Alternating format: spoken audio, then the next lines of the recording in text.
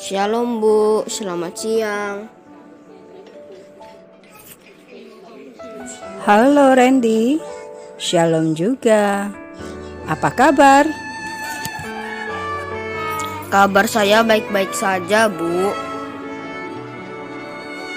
Puji Tuhan, kita bersyukur kepada Tuhan karena Tuhan telah melindungi dan menjaga kita di situasi saat ini di mana wabah virus corona masih belum ditemukan obatnya. Oh ya, Randy, meskipun kita saat ini boleh keluar rumah, tapi tetap harus menjaga jarak dan tetap harus ingat protokoler kesehatan ya. Baik Bu. Randy, Ibu berharap selama proses belajar di rumah, Randy dan teman-teman harus tetap semangat dalam mengikuti pelajaran yang diberikan oleh Bapak Ibu guru. Kemudian kalau ada tugas-tugas yang diberikan, harus tetap dikerjakan dengan semangat ya. Iya Bu.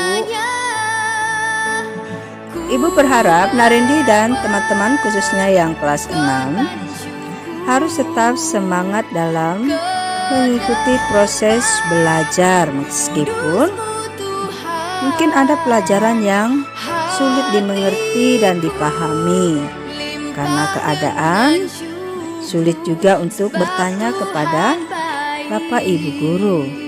Tapi sebagai tanggung jawab Randy dan teman-teman adalah mengerjakan tugas tersebut. Kerjakanlah dengan hati yang gembira. Kerjakanlah dengan hati yang senang. Randy, Ibu ingin menjelaskan pelajaran agama Kristen yang selanjutnya itu adalah pelajaran 6 yang berjudul memberi dengan rela dan hati yang gembira. Namun sebelumnya Ibu ingin mengajak kita berdoa dulu ya. Mari kita berdoa. Bapa kami yang di surga, pada saat ini kami bersyukur kepadamu karena Tuhan telah memelihara dan menjaga kami sehingga kami semua dalam keadaan sehat. Tuhan Yesus, kami mau belajar pelajaran agama Kristen khususnya untuk kelas 6. Tuhan tolong kami agar kami dapat memahami, mengerti dan dapat melakukannya di dalam kehidupan kami sehari-hari. Terima kasih Tuhan Yesus. Di dalam nama Yesus kami berdoa. Amin.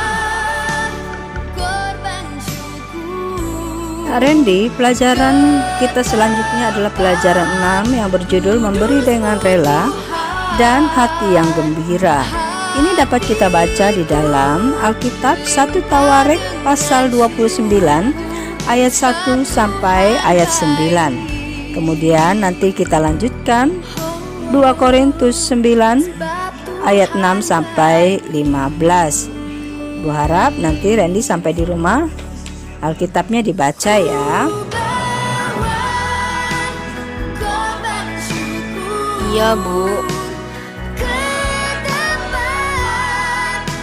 Randy pernah tidak mendengar pepatah yang mengatakan berat sama dipikul, ringan sama dijinjing.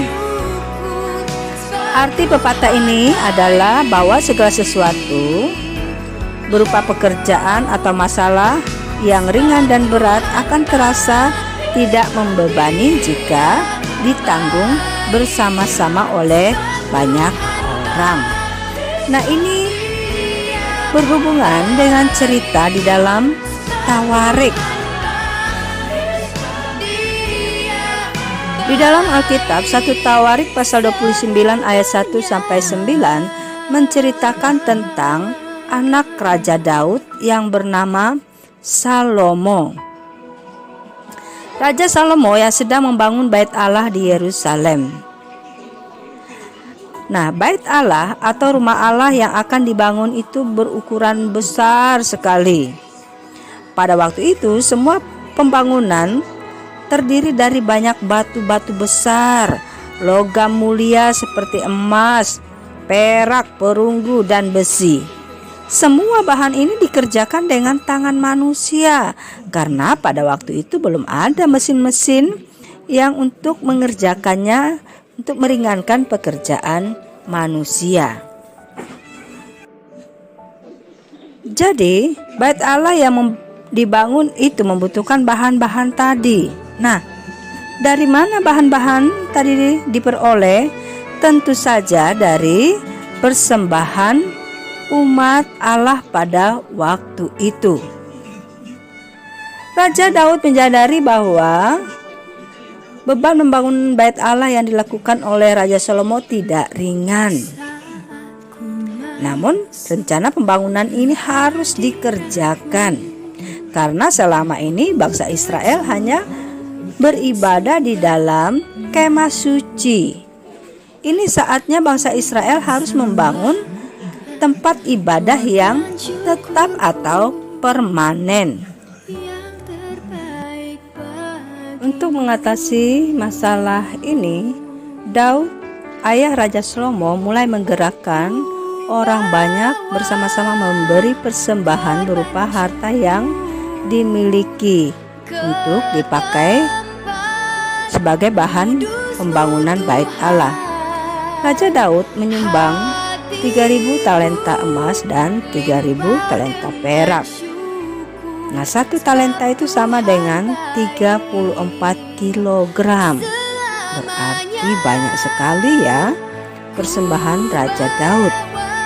Nah, anehnya, sekalipun Raja Daud telah menyumbang harta yang begitu banyak, tapi ia tidak menyesal karena ia telah memberikan dengan rela hati.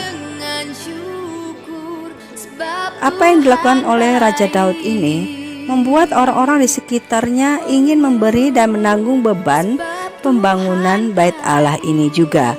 Jadi, kepala-kepala suku, kepala pasukan, dan para pekerja di kerajaan Israel pada waktu itu berlomba-lomba memberikan persembahan untuk bait Allah. Sama seperti Daud, mereka memberi dengan rela hati dan gembira. Tidak ada yang menyesal karena mereka tahu bahwa apa yang mereka beri berasal dari Tuhan dan diberikan kembali kepada Tuhan. Luar biasa, bukan?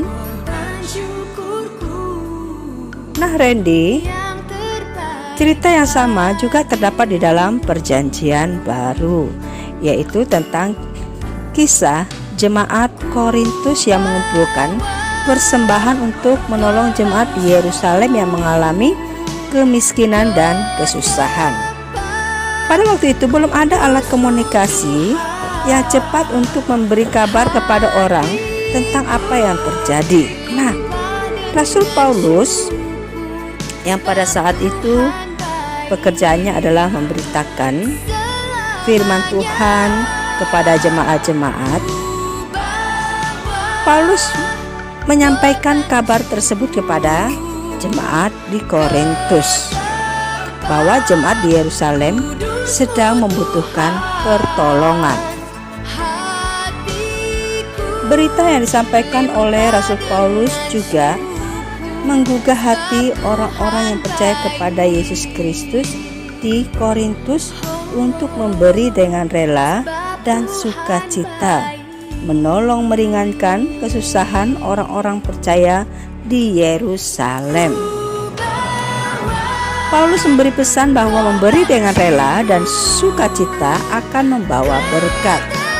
Tetapi itu bukan berarti bahwa Allah hanya akan memberkati jika kita memberi persembahan. Paulus mengatakan Allah mengasihi orang yang memberi dengan sukacita dan selalu mencukupkan segala sesuatu. Bahkan kadang-kadang memberi dengan lebih kepada orang-orang yang percaya kepada Tuhan. Paulus mengatakan bahwa dengan memberi persembahan secara rela dan bergembira itu berarti kita sedang melimpahkan ucapan syukur kepada Allah yang adalah sumber segala sesuatu yang kita miliki. Memberi dengan rela dan bergembira tidak akan pernah membuat kita kekurangan atau kesusahan. Sebaliknya, hati kita akan merasa bahagia karena dapat memberi kebahagiaan kepada orang lain dan meringankan kesusahan mereka. Nah, Randy, di dalam kitab 2 Korintus pasal 9 ayat 6 sampai 15, Paulus menyebutkan syarat-syarat yang harus kita perhatikan ketika ingin memberi persembahan kepada Tuhan.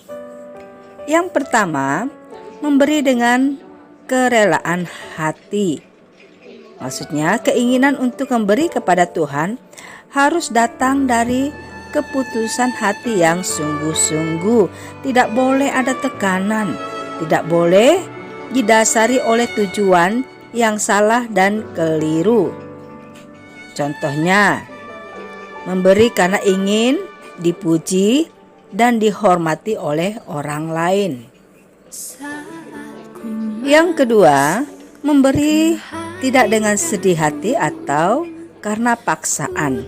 Maksudnya, kita tidak sedih atau merasa kekurangan ketika memberi apa yang kita miliki kepada Tuhan. Dan kita juga tidak merasa terpaksa memberi kepada orang lain karena merasa bersalah atau karena kita merasa berhutang jika tidak memberi. Yang ketiga, memberi dengan sukacita. Kita bergembira karena memberi kepada Tuhan. Persembahan adalah sesuatu bentuk ucapan syukur kita terhadap berkat yang telah kita terima dari Tuhan. Sehingga dengan penuh sukacita kita hendak membagikannya kepada orang lain yang membutuhkan. Kalau hati kita sudah siap untuk memberi kepada Tuhan, tentu kita bertanya-tanya, bentuk persembahan seperti apa yang dapat kita berikan kepada Tuhan?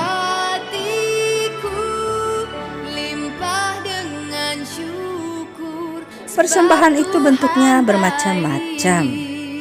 Karena biasanya di gereja ada orang yang telah dipercayakan untuk mengolah semua bentuk persembahan tersebut.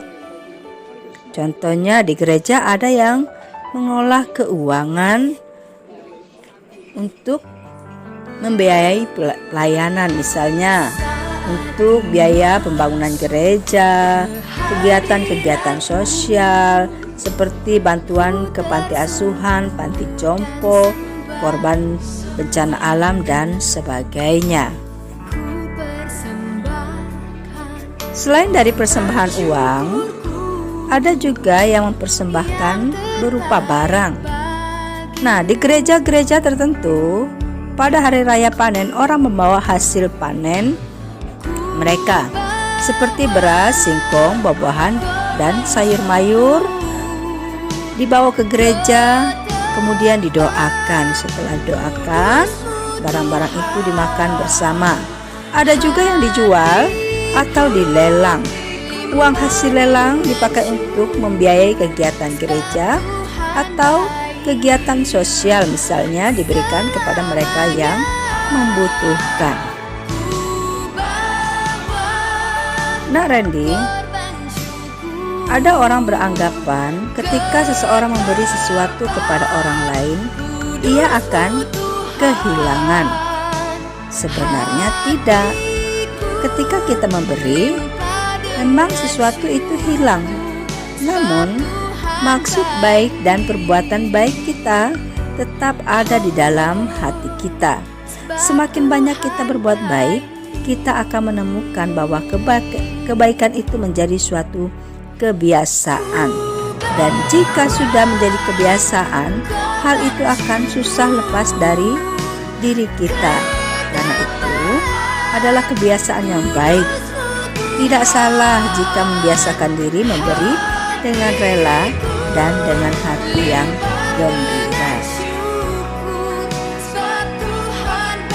Ingatlah bahwa Tuhan sudah lebih dahulu memberi kepada kita, dan kita memberi kepada Tuhan sebagai wujud terima kasih kita kepadanya.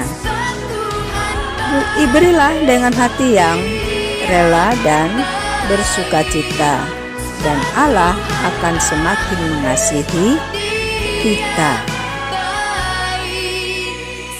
Nah, Narendi, Ibu sudah selesai menjelaskan pelajaran agama Kristen, yaitu pelajaran 6.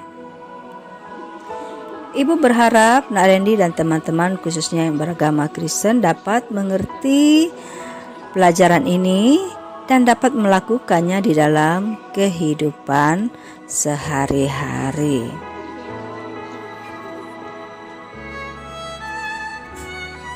Oh ya, Narendi, Ibu ingin memberikan tugas kepada Narendi dan teman-teman khusus yang beragama Kristen. Kerjakan tugas yang ada di buku lembaran kerja. Kalau sudah selesai, tolong diberikan kepada Ibu dan sampaikan juga ya kepada teman-teman agar dapat mengerjakan tugasnya. Baik Bu, akan Randy sampaikan kepada teman-teman. Nah, Randy, mari kita mengucap syukur untuk pelajaran yang sudah kita pelajari bersama saat ini. Nah, untuk itu Ibu minta Narendi yang akan memimpin kita di dalam doa. Mari kita berdoa. Allah sumber kebaikan dalam hidup kami. Terima kasih untuk segala berkat dan pemeliharaan-Mu dalam hidup kami melalui orang tua dan teman-teman orang-orang yang mengasihi kami. Ajarilah kami untuk memberi persembahan dengan hati yang rela dan bergembira. Tolonglah kami untuk selalu memberikan persembahan yang terbaik kepadamu, agar dengan begitu kami memuliakan nama Tuhan yang mengasihi semua orang di dalam nama Yesus. Dengarkanlah doa ini. Amin. Terima kasih Narendi untuk doanya. Tuhan Yesus memberkati. Tetap semangat, jaga kesehatan dan salam sehat. Tuhan Yesus memberkati juga Bu, dan salam sehat.